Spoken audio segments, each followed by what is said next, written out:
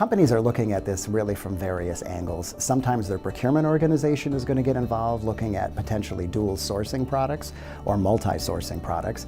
But what we are seeing across the board is that some businesses are looking at it very distinctly, meaning that they're getting a lot of their data and analysis done in advance and then putting contingency plans in place. Unfortunately, it's not at the level that we would suggest is prudent, given the amount of change that could impact their overall supply chain.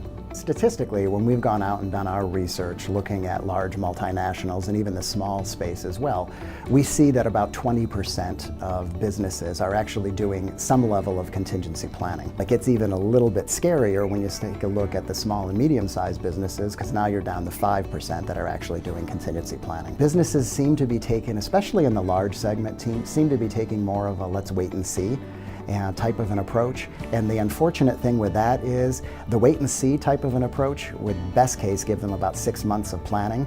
For an international supply chain that's heavily integrated, to change that within 6 months is probably not doable, and the potential interruption to their overall business would be significant. Why do we think that is potentially happening in the marketplace? And I think it's because the economy is quite strong.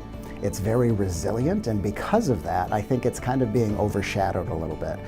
What we want to make sure, though, is that none of the businesses that are reliant upon NAFTA are taking it for granted, and that they actually have these contingency plans in place, have thought them through, and are able to react as opposed to being caught with an interrupted supply chain.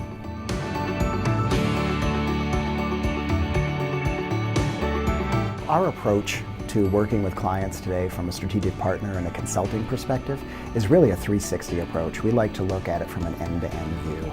Our mantra is really a good export equals a good import. You need to be thinking about the entire process. Very few things in a supply chain happen in isolation. There is a ripple effect associated with it, and you need to have a supply chain partner that can take a look and analyze your supply chain, define what the to-be model should be with alternatives, identifying single points of failure and giving you alternatives, and then actually be able to perform against that. What Livingston's doing in the marketplace to help companies with their overall contingency planning is what we refer to as a trade optimization study.